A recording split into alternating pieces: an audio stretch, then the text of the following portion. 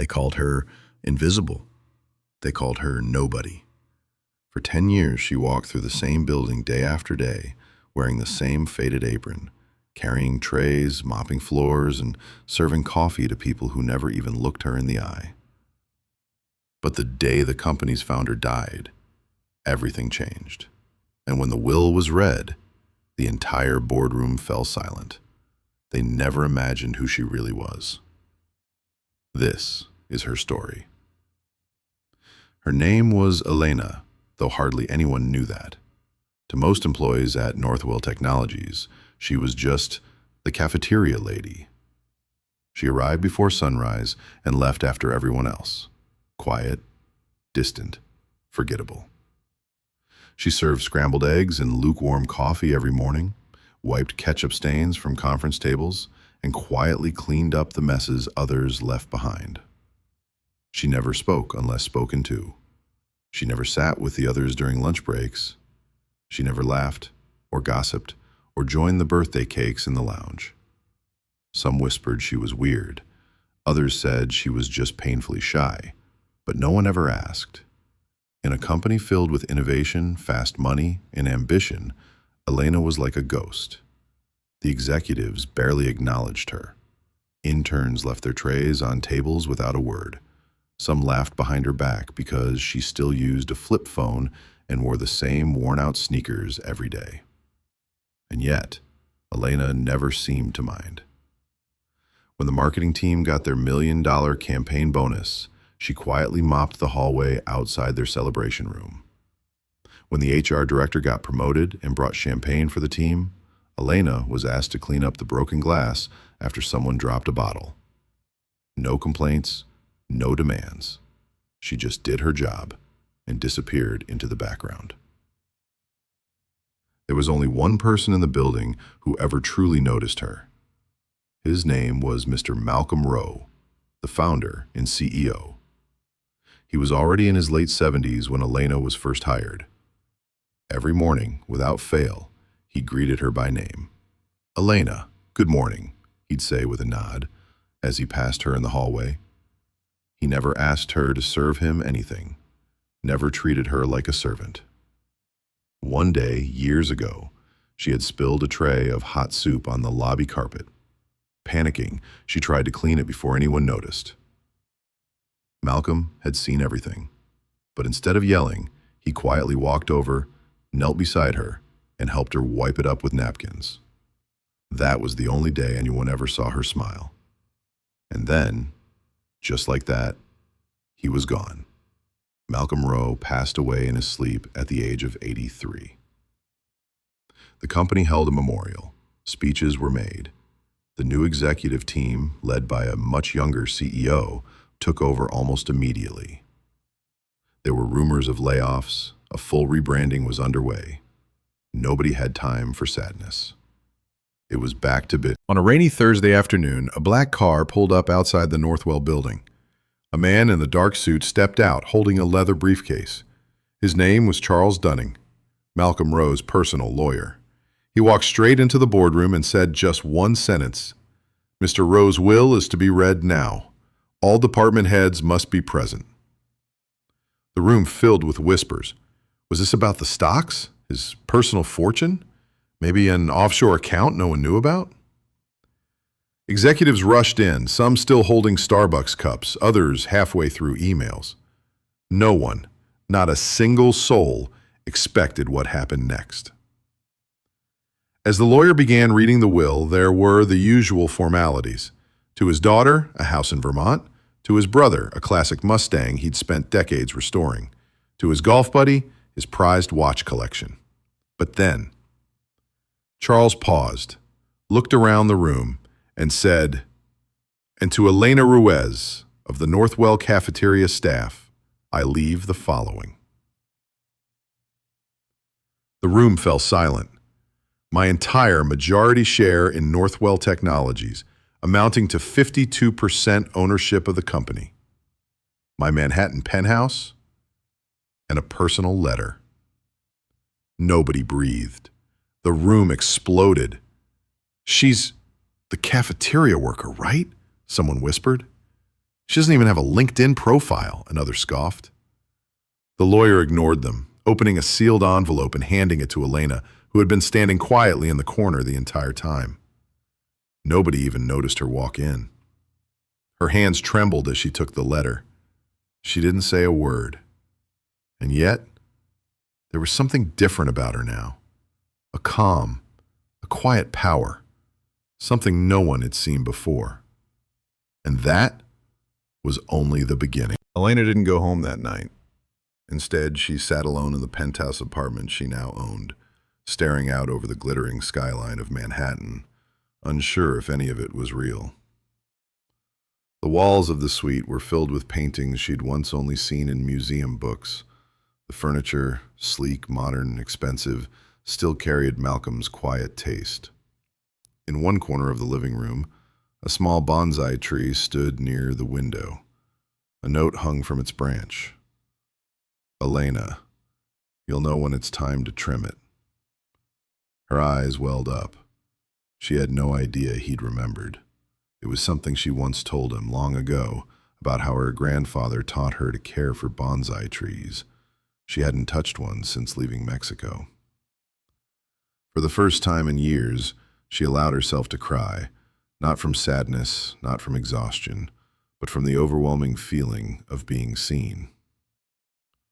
The next morning, Northwell Technologies buzzed with chaos. Rumors had exploded overnight.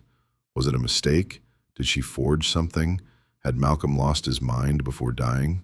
People began digging, and what they found left the company speechless. Elena Ruiz was not a random cafeteria worker. 10 years ago, she had been a rising star in the international finance world. Fluent in 5 languages, degrees in economics, law, and international trade. She'd worked with NGOs, advised Fortune 500 companies on global infrastructure and, according to one archived photo, once stood next to Malcolm Rowe at a summit in Tokyo. No one knew why she disappeared. No one understood why she spent a decade scrubbing trays and pouring coffee in silence. But now it no longer mattered. Elena Ruiz owned the company. On Monday, she returned to the office, not in her cafeteria uniform, not through the back door. She stepped through the main glass entrance, wearing a navy blue suit, minimal makeup, and a quiet confidence that stopped people mid-sentence. People turned, whispered, stared. Some didn't even recognize her. She walked past the receptionist, who usually didn't even glance at her, and said gently, "Good morning." The woman blinked. Miss Ruiz?" Elena smiled politely. "Yes, I'm here to take a meeting with the board." Security guards stood to attention. Elevators opened instantly. People moved out of her way. In the boardroom, the executives sat stiffly. Most hadn't slept. A few looked furious. One or two tried smiling. No one knew what to say. Elena placed a slim leather folder on the table. "I'm not here to take revenge," she said calmly. "I'm here because Malcolm Rowe trusted me to protect what he built. I don't want to fire anyone. I don't want chaos." She looked around the room, meeting eyes that once looked right through her. "But I won't allow this company to continue as it has. We're not just selling tech anymore. We're selling a culture. And that culture starts today." Silence. Then someone coughed. Someone else nodded. And just like that, the new era began. Later that week, she received a handwritten letter in the mail. No return address, no name. It read, "You don't owe them anything, but you owe it to yourself, to show them who you are. MR." She tucked the letter into a journal she hadn't opened in 10 years. The past was no longer something she had to hide from. Months passed. Under Elena's leadership, the company didn't just stabilize, it thrived. She introduced mentorship programs, staff mental health benefits, language scholarships for immigrant employees, and something no one expected: a quiet employee of the month wall with handwritten notes from leadership. Not for the top sellers, but for janitors, receptionists, drivers, cafeteria workers. Morale skyrocketed. One afternoon, she visited the cafeteria. Same place, same trays, same dull hum of conversation. The new cafeteria manager, once one of her old coworkers, nearly dropped a pot of coffee when he saw her. Elena. Miss Ruiz, She smiled. It's just Elena, always was. He fumbled for words. How did you hide all that? Why? She paused, took a sip of coffee. Sometimes you have to lose everything to understand what truly matters. Then she stood and left, leaving behind a stunned silence and a 20,000 donation to the kitchen staff training fund. One day, while Elena was reviewing development proposals in her office, her assistant knocked softly. There's someone here to see you, she said. He says he's from your past. Elena furrowed her brow. Name? He wouldn't give one. Just said to tell you this. I still remember the storm in Oaxaca. Elena froze. Her hand slowly lowered the pen she had been holding. Send him in, she whispered. The door opened, and in stepped a tall man in his late 40s. His black jacket was worn, his eyes a little older, but unmistakable. Mateo, her first love, her heartbreak, her last connection to the life she had, before everything changed. He looked at her like he'd seen a ghost. She stood up, unsure whether to run to him or throw him out. They hadn't seen each other in 11 years. I heard what happened, he said quietly. I saw your name on the news, and I had to see if it was really you. She stared at him for a long time. How did you find me? You're kind of hard to miss now. A flicker of a smile tugged at the corner of her lips. They walked along the East River as the sun began to set. He told her about the years he spent trying to reach her, how he'd searched for her in London, in Tijuana, even reached out to old co-workers, how her trail vanished completely after 2015. She told him about Malcolm, about losing her family, about how she washed dishes in silence to avoid breaking into pieces. I thought I was protecting myself, she said. You were, he replied, but you were also punishing yourself. She didn't respond. As they walked in silence, he finally asked, So what now? Elena stopped, looking out over the river. I don't know, she said, for the first time in my life. I don't have to fight to survive. I can just choose. Mateo nodded. Then choose happiness. Choose peace. Back at the company, not everyone was pleased with Elena's leadership. There were whispers, backroom meetings. One board member in particular, Gregory Shaw, had grown increasingly vocal. She's not a CEO. She's a waitress who got lucky. He began lobbying for a vote of no confidence. But Elena had spent her entire life watching people underestimate her.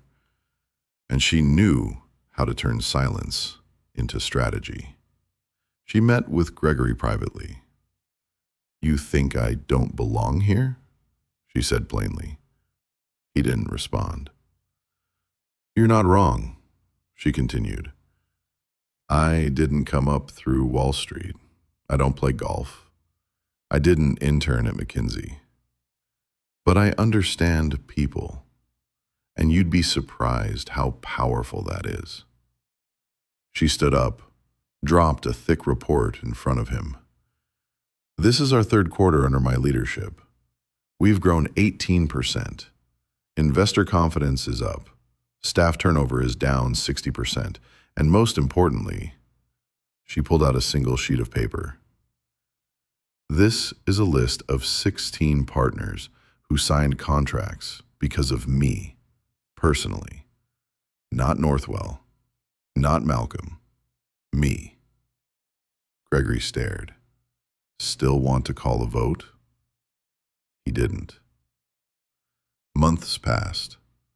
Elena settled into her role not just as CEO, but as someone people admired, respected, even feared a little.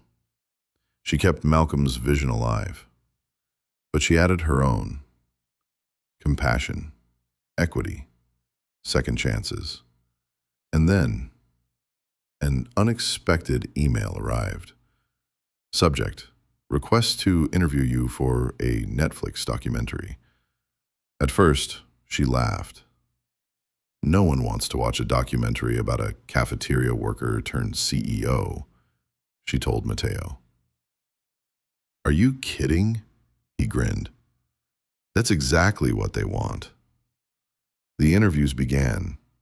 Producers, cameras, scripts, archival footage. Elena was hesitant, but then she saw the messages flooding in from young women, immigrants, single mothers, former janitors, telling her that her story gave them hope. One message read, "I used to think I'd die invisible, but now I know it's never too late to rewrite the ending." She printed it, framed it, put it on her desk. When the documentary launched 6 months later, it was called Invisible No More: The Elena Ruiz Story. It topped Netflix charts within 48 hours. People across the world watched, cried, cheered. But Elena? She simply watched in silence. And when the screen faded to black, she exhaled. It was done. A few weeks later, a letter appeared in her mailbox. No return address. The paper was thick, almost luxurious to the touch, a neat, careful handwriting. You think you've won, but I know how you lie. This isn't over. Oh. Elena felt something tighten in her chest. She slowly placed the letter on the table and closed her eyes. A voice from the past was calling her back to a place she had fought so hard to leave behind. The next day she met with Pavel, the head of security. Is this a threat? He asked, looking at the letter. No, she replied. It's an invitation. An invitation to what? To war. He pressed his lips together. You want me to find her? Elena looked out the window. No, if she still lives with hatred, that's her prison. I'm free. Autumn came, unexpectedly, quietly. The company was growing. The documentary won an award. She was invited to TED, to universities, to forums. But more and more often, Elena spent her evenings in the kitchen brewing mint tea and sitting at the old wooden table. It was there she first wrote her name on a blank sheet of paper. Elena Ruiz, without fear, without pain, just her. And then one cool November evening the phone rang. She didn't recognize the voice right away. Miss Ruiz? This is Naomi Sato. I'm with the Japanese Ministry of Culture. Elena tensed. Yes, how can I help? We saw your documentary, and we reviewed a few old language competitions you participated in. You may not remember, but you won one back in 2004. We would like to invite you to Tokyo as part of an international panel on cross-cultural business communication. Elena froze. You want me to speak in Japan? You are, after all, the most fluent non-native speaker we've ever heard. It would be an honor. Elena smiled, slowly with a faint tremble in her voice. Yes, I'd be honored. 3 weeks later, she stood in the lobby of a luxurious Tokyo hotel. She wore a simple black kimono, a gift from one of the investors. In the hall, hundreds of business leaders. On the stage, her name in large golden letters. It was here her father had once dreamed of being. She felt him beside her. Welcome, said the host. Today with us is a woman whose story has inspired the world. Please welcome Elena Ruiz. The room erupted in applause. Elena stepped onto the stage and paused at the microphone. She looked over the audience, not a single one of whom knew her as a cleaning woman. Here, she was simply herself. When I was 19, she began, I believed my life had ended. But today, I know, it had only just begun. Later, in the quiet of her hotel room, she wrote the final line in her old journal. You can lose your name, your home, even your voice, but if you find your courage, you'll find your way back. And that night, for the first